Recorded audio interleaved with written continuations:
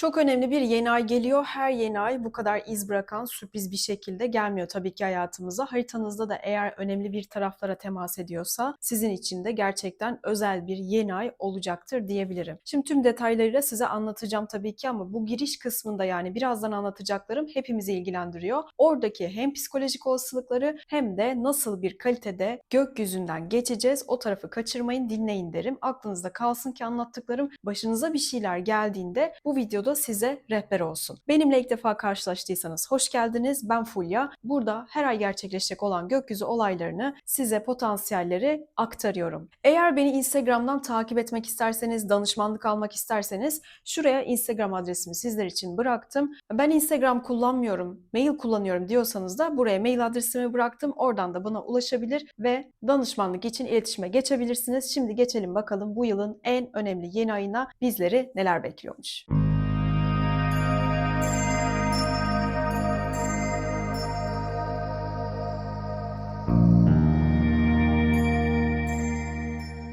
20 Kasım 2025 Perşembe günü saat 09.47'de Akrep Burcu'nun 28. derecesinde çok güçlü bir yeni ay gerçekleşecek. Bu yeni ay hem Merkür kavuşumlu hem de Uranüs karşıtlıklı bir doğaya sahip olacak. Yani Uranüsyen şaşırtıcı, sarsıcı ve Merküryen haber trafiğinin çok yoğun olacağını gösteriyor. Şimdi teknik isteyenler için şöyle bir özet konumları belirteyim. Merkür 28 derecede zaten yeni ayda. Retro konumda 11. evde gerçekleşiyor. Tam karşısında Uranüs 5. evde bulunuyor. Bu gökyüzü geçmişle gelecek arasında bizi aslında köprüde buluşturan içsel bir dönüşüm enerjisini temsil ediyor. Hatta Ağustos ve Eylül ayından beri bu gündeminizde olan bir şeylerin bir anda ve hızlı bir şekilde yeni adımlarını atacağımız, haberlerini duyacağımız yer burası diyebilirim. Bir düşünün şöyle bir Ağustos'unuzu, Eylül'ünüzü hatta bir kısımda Ekim ayınızı. Şimdi bir kere Akrep Burcu'ndaki bir yeni ay bizleri en derinimize inmeye, gizli kalmış duygularımızı fark etmeye, karanlık tarafımızla yüzleşmeye doğru itecektir.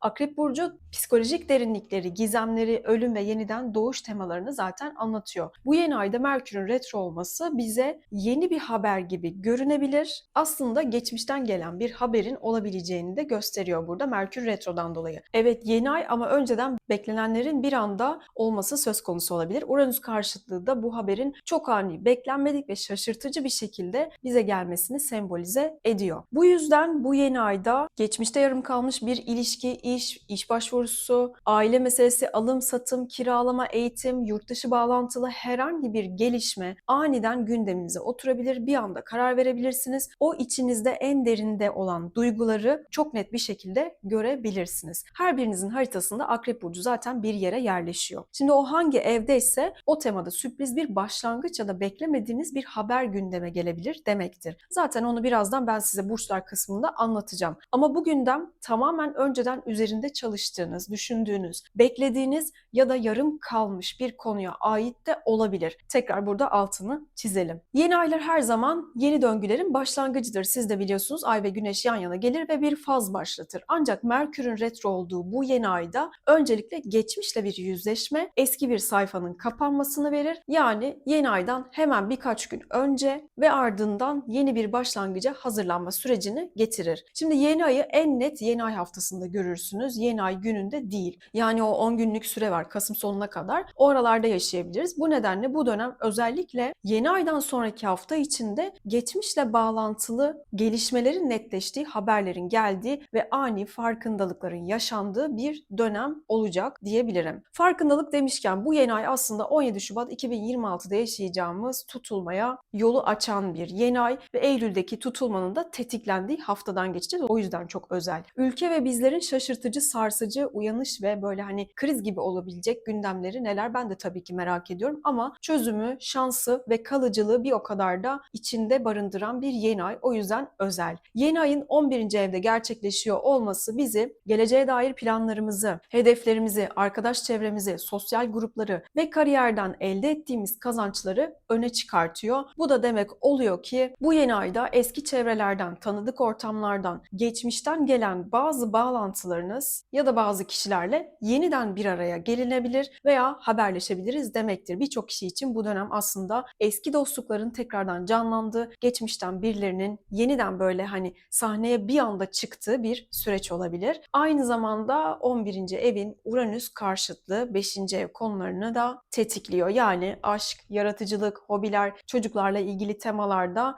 bu yeni ayda oldukça aktif hale geliyor. Dolayısıyla sürpriz bir aşk, sürpriz bir ortaklık, sürpriz bir hani yaratıcı bir proje, yaratıcılıklarla alakalı ya da hobilerinizle vesaireyle alakalı şeyler gündeme gelebilir. Bu sizin uzun süreler devam ettirebileceğiniz bir şey de olabilir. Satürn etkisinden dolayı söylüyorum bunu. Yani eskiden beri istiyorsunuzdur, retro var diye başlamamazlık ya da kabul etmemezlik tabii ki yapmayın. Bu sizin için büyük bir fırsat da olabilir. Bu süreçte Venüs'te Akrep Burcu'nda olması ilişkiler konusunda bizi derinleştirecek. Yüzeysel olan, geçici olan ilişkiler değil, ya hep ya hiç, ya benim ya değil. Yoğun duygusal bağlar daha fazla ön plana çıkacaktır. İlişkilerde tutkular, arzular, samimiyet, bağlılık biraz daha testten geçebilir. Bu yeni ay ile birlikte hani geçmişte yarım kalmış ilişkiler tekrar gündeme gelebilir. Fakat Satürn'den gelen üçgen destek bu kez ilişkilerin hani öyle çok uçucu değil de daha sağlam bir zemine oturabileceğini gösteriyor. Bir de ay düğümlerine bu Venüs inanılmaz güzel bir etkileşim yapacak. Kadersel olarak hiç beklenmedik birileri olabilir ve desteklenebileceğiniz ilişki, ortaklık, dostluklarda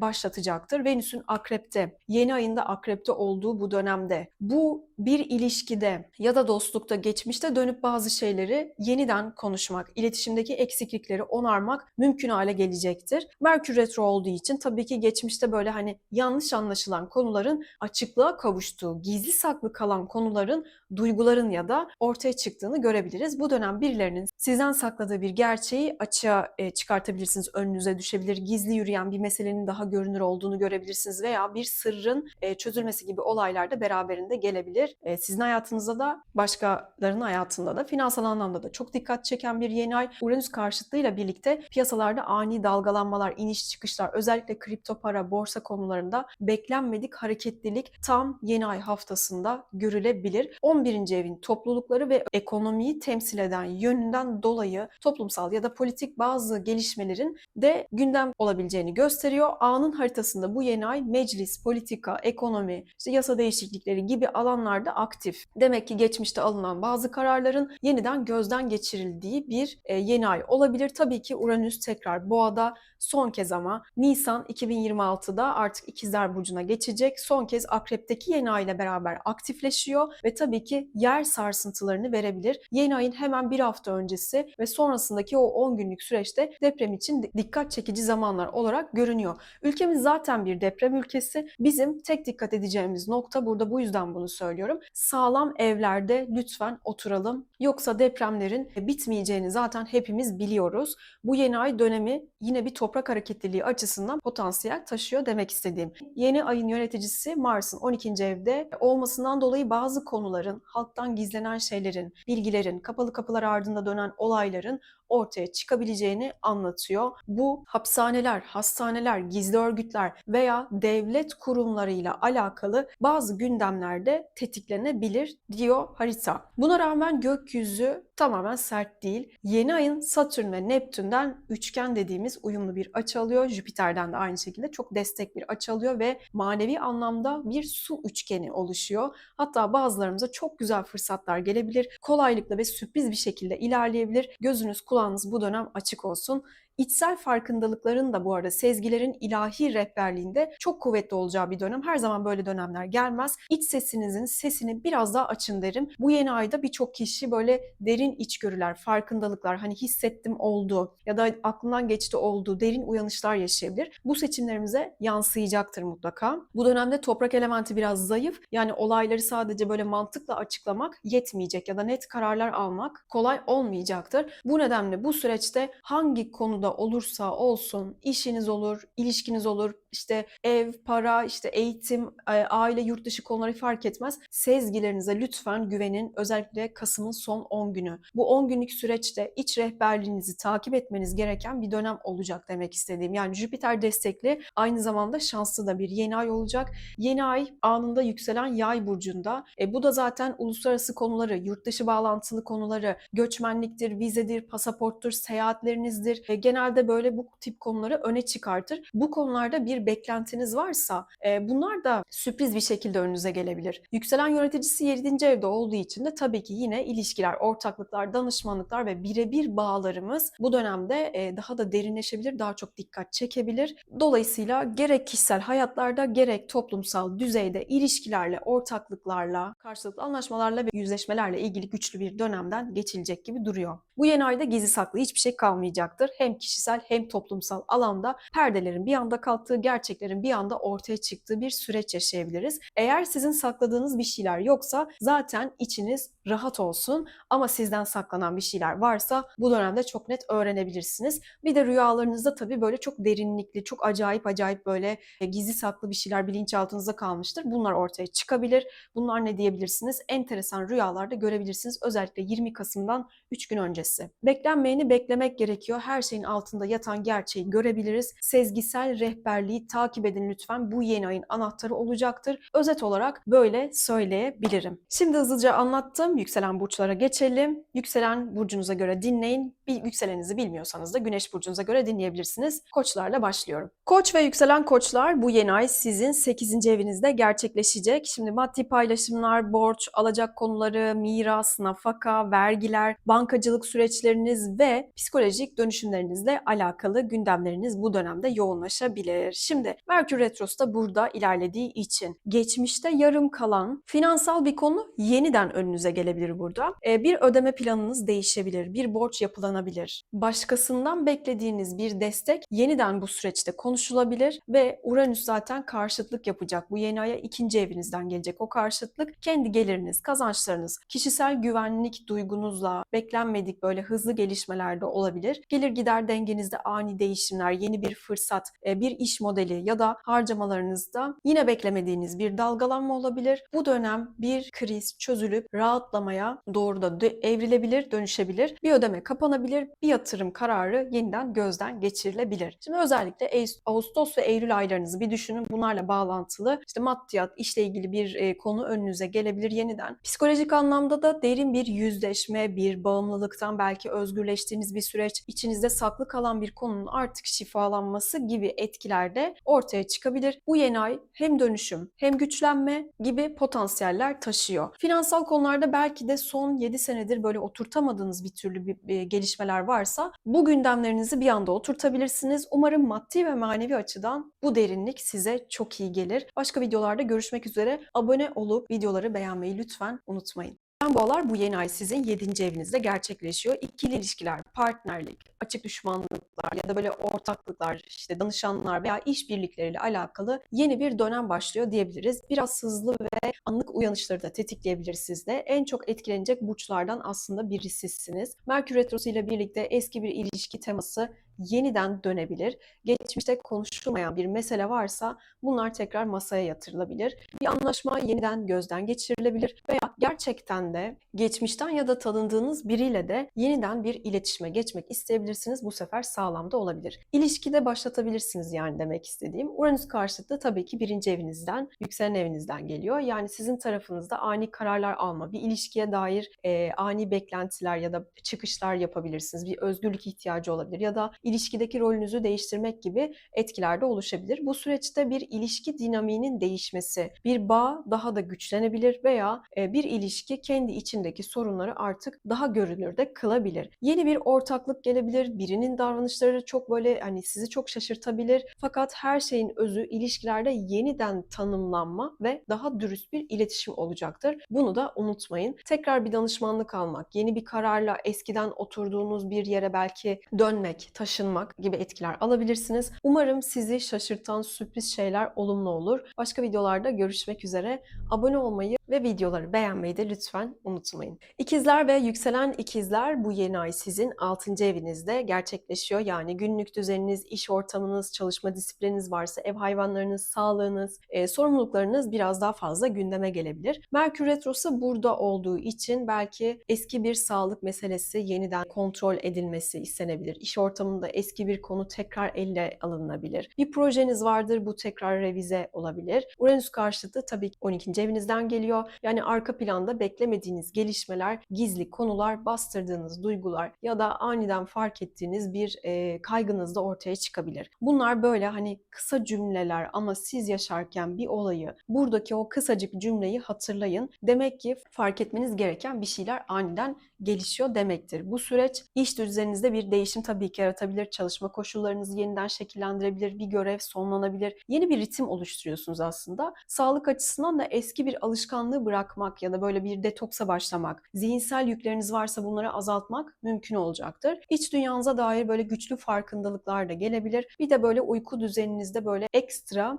dikkat edin derim. Umarım sizi şaşırtan sürpriz şeyler olumlu olur. Başka videolarda görüşmek üzere. Kanala abone olup videoları beğenmeyi de lütfen unutmayın. Yengeç ve yükselen yengeçler, yeni ay sizin 5. evinizde gerçekleşiyor. Aşk, flört, çocuklar, yaratıcılık, sahneye çıkmak, hobiler, keyif aldığınız alanlarla ilgili yeni bir sayfa açılabilir. Merkür Retrosu ile birlikte eski ilişki teması geri dönebilir. Bir konuşma yarım kaldıysa kaldığı yerden devam edebilir. Bir projeniz vardır. Belki bu projeyle alakalı bir şeyleri yeniden ele alabilirsiniz. Eski bir aşk ya da bir flört aniden hayatınıza girebilir. Uranüs karşıtlığı da tam 11. evinizden gerçekleşecek. Demek ki sosyal çevreniz, arkadaş gruplarınız ya da topluluklar içinde beklenmedik bazı gelişmeleri getirebilir. Bir arkadaşınızdan böyle çok şaşırtıcı bir haber de alabilirsiniz. Bir planınız iptal olabilir ya da bir yön değişimi olabilir o planla alakalı. Yepyeni bir fırsat hiç beklemediğiniz yerden de gelebilir. Şimdi bu dönem aşk hayatınızda bir dönüm noktası yaratabilir, bir ilişki resmiyet kazanabilir, bir netleşme de olabilir veya yaratıcı bir proje aniden yeniden şekillenebilir. Çocuklarla ilgili böyle önemli sürprizler, sorumluluklar, işte eğitim kararları alınabilir. Umarım sizi şaşırtan sürpriz şeyler gerçekten olumlu olur. Başka videolarda görüşmek üzere. Lütfen kanala abone olmayı ve videoları beğenmeyi unutmayın. Aslan ve yükselen aslanlar, bu yeni ay sizin 4. evinizde gerçekleşiyor. Şimdi ev, yuva, taşınma, aile, kökleriniz, gayrimenkul, ebeveynlerle alakalı konularınız gündeme geliyor demektir. Şimdi Merkür Retrosu burada olduğu için ailevi eski bir meselenin çözülmesi ya da üzerinden yeniden geçilmesi söz konusu. Taşınma ya da ev tadilat konuları tekrardan gündeme gelebilir. Eğer bir süredir aklınızdaysa yaptırmak isteyebilirsiniz, tamamlayabilirsiniz böylece bu konuyu. Uranüs karşıtlığı tam 10. evinizden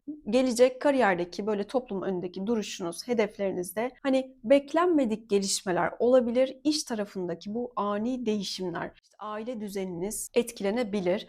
Bu süreç hem ev hem kariyer dengesini aslında yeniden kurmanızı sağlayacağını düşünüyorum. Bir yer değişikliği yapabilirsiniz. Bir aile konusu da şifalanabilir. Ebeveynlerle iletişim yeniden yapılandırılabilir. Kariyerde bir kapı kapanırken başka bir kapı açılabilir sizin için. Yeni bir yön tayin edebilirsiniz. Umarım sizi şaşırtan sürpriz gelişmeler olur bu yeni ayla beraber. Başka videolarda görüşmek üzere. Abone olup lütfen videoları beğenmeyi unutmayın. Başak ve yükselen Başaklar, yeni ay 3. evinizde gerçekleşiyor. Eğitim, kısa seyahatler, kardeşleriniz varsa kardeşleriniz, komşularınız, yakın çevreniz, sözleşmeler, iletişim konuları biraz daha fazla öne çıkıyor. Merkür Retrosu ile birlikte eski bir eğitim planı, geçmiş bir anlaşma, yarım kalmış bir konuşma ya da işinizle alakalı bir projeniz de olabilir. Bunlar yeniden gündeme taşınıyor gibi görünüyor. Uranüs karşıtı 9. evinizden geliyor. Yani uzaklarla ilgili, sosyal medya ile ilgili bir gelişme, bir sürpriz, seyahat planınız, değişim, hukuki bir konu, beklenmedik bir haber ya da eğitimle ilgili ani bir karar da alınabilir. Bu dönem günlük iletişiminizde bir hızlanma var aslında. Haber trafiğiniz yoğun olabilir. Haber alma süreçlerinizde bir dönüşüm de yaşayabilirsiniz. Yakın çevrenizle ilgili bir mesele netlik kazanıyor. Yeni bir kurs, yeni bir eğitim, yeni bir fikriniz ve onu yürürlüğe sokmanız. Aynı şekilde bir seyahat planınız aniden değişebilir veya spontane bir fırsat da karşınıza çıkabilir. Umarım sizi şaşırtan sürpriz şeyler olumlu olur. Başka videolarda görüşmek üzere. Lütfen kanala abone olmayı ve videoları beğenmeyi unutmayın. Terazi ve yükselen teraziler, bu yeni ay sizin 2. evinizde gerçekleşiyor. Maddi konular, gelir gider dengesi, sahip olduklarınız, özgüveniniz ve yeteneklerinizi kullanma biçiminiz ön plana çıkabilir. Şimdi Merkür Retrosu ilerlediği için eski bir ödeme, geçmişte konuşulmuş bir iş, yarım kalan bir kazanç konusu yeniden gündeme dönebilir. Şimdi Uranüs karşıtlığı sizin de 8. evinizden gerçekleşecek. Demek ki başkalarının kaynakları, eşinizin ya da partnerinizin maddi durumu, kredi, vergi, borç konuları gibi alanlarda beklenmedik gelişmeler olabilir. Bir ödeme aniden ortaya çıkabilir. Beklemediğiniz bir şey de olabilir bu. Hani bir destek, bir sürprizle de karşılaşabilirsiniz. Bu dönem maddi düzeninizi tamamen yeniden yapılandırmanıza yardımcı olacak bir yeni ay. Harcama alışkanlıklarınızı değiştirmeniz, daha böyle verimli bir bütçe planlaması yapmanız, yeni bir gelir modeline yönelmeniz de mümkün olabilir. Kendi değerinizi daha güçlü hissettiren bir adım atabilirsiniz. Para giriş çıkışları biraz hesapsız olabilir. Buraya dikkat edin derim. Umarım sizi şaşırtan sürprizler, şeyler artık neyse olumlu olur. Başka videolarda görüşmek üzere. Kanala abone olup videoları beğenmeyi lütfen unutmayın. Akrep ve yükselen akrepler, bu yeni ay tam olarak sizin 1. evinizde gerçekleşiyor. Şimdi hayatınızın genel yönü, görünüşünüz, duruşunuz, kararlarınız, kişisel hedefleriniz yeni bir başlangıç etkisi taşıyor. Şimdi Merkür de retro olacak, tam da sizin yükselen evinizde. Burada ilerlediği için de geçmişte kalan bir konu, eski bir karar, kendinizle ilgili böyle uzun süredir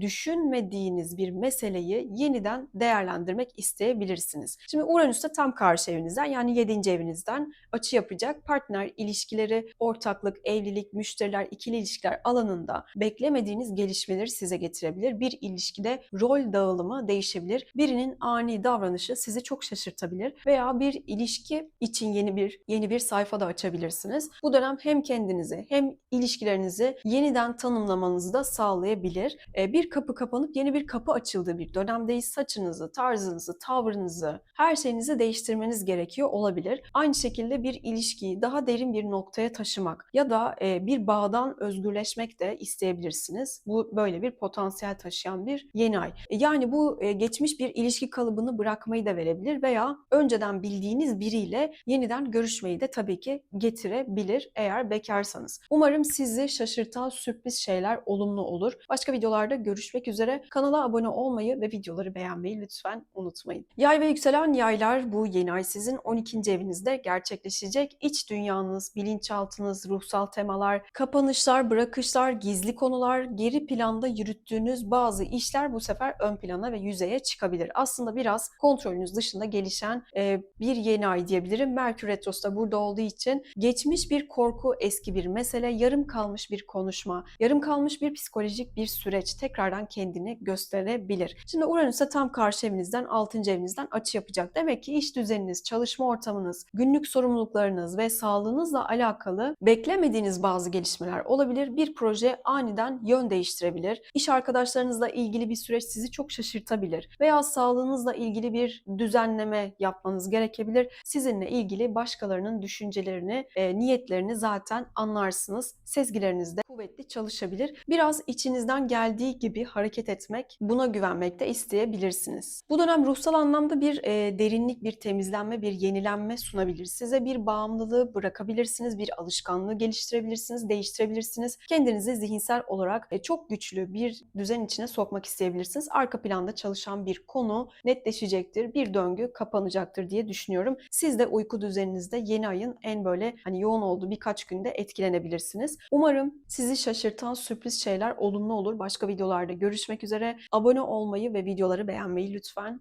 unutmayın. Oğlak ve yükselen oğlaklar, bu yeni ay 11. evinizde gerçekleşiyor. Şimdi sosyal çevreniz, arkadaşlıklarınız, ekip çalışmalarınız, projeler, hedefleriniz, geleceğe dair planlarınızda odak olabilir. Merkür Retrosu ile birlikte eski bir arkadaşınızla tekrardan iletişime geçebilirsiniz. Geçmiş bir proje tekrardan önünüze gelebilir. Bir hedefiniz vardır, farklı bir açıdan değerlendirebilirsiniz. Bunu böyle değerlendirme ihtiyacınız doğabilir. Uranüs karşıtı tam 5. evinizden gerçekleşecek. Demek ki aşk, flört, çocuklar, yaratıcılık, keyif aldığınız alanlarda beklenmedik bazı gelişmeler sizi mutlu da edebilir. Birinden sürpriz bir haber gelebilir. Bir aşk konusu aniden değişebilir, gelişebilir veya yaratıcı bir projeye dair bir ilham da gelebilir. Uranüs son kez bu konuları yoğun bir şekilde tetikliyor akrep temasıyla beraber. Bu dönem geleceğinizi yeniden planlama, hayallerinizi güncelleme ve sosyal çevrenizi yeniden şekillendirme imkanı sunuyor. Yeni bir toplulukla bir bağ kurabilirsiniz. kurabilirsiniz. Eski bir projenin farklı bir versiyonuna başlayabilirsiniz. Umarım sizi şaşırtan sürpriz şeyler olumlu olur. Başka videolarda görüşmek üzere. Kanala abone olmayı ve videoları beğenmeyi lütfen unutmayın. Kova ve yükselen kovalar, bu yeni ay sizin 10. evinizde gerçekleşiyor. Kariyer, toplumsal duruşunuz, gelecek hedefleriniz, mesleki yön değişiklikleri ve görünür olduğunuz alanlar öne çıkabilir. Merkür Retrosu burada olduğu için eski bir iş teklifi, geçmişte konuşulmuş bir proje ya da kariyerinizle ilgili beklettiğiniz bir konu yeniden gündeme dönebilir. Uranüs karşıtlığı 4. evinizden geliyor. Yani ev, aile, taşınma veya gayrimenkullerle alakalı ani gelişmeler olabilir. Ev düzeniniz değişebilir. Bir aile konusu sürpriz bir şekilde hızlanabilir veya ev-iş dengesi yeniden kurulabilir. Bu süreç sizi kariyer anlamında yeni bir aşamaya aslında geçirebilir. Bir görünürlük artışı olabilir. İşinizde bir revizyon yapılabilir. Yeni bir sorumluluk gelebilir. Bu sıralarda aynı şekilde ev yaşamınızla ilgili de böyle hızlı kararlar da alabilirsiniz. Umarım sizi gerçekten şaşırtan sürpriz şeyler olumlu anlamda gelişir. Başka videolarda görüşmek üzere. Lütfen kanala abone olmayı ve beğenmeyi unutmayınız. Balık ve yükselen balıklar, bu yeni ay sizin 9. evinizde gerçekleşiyor. Uzak seyahatler, yurt dışı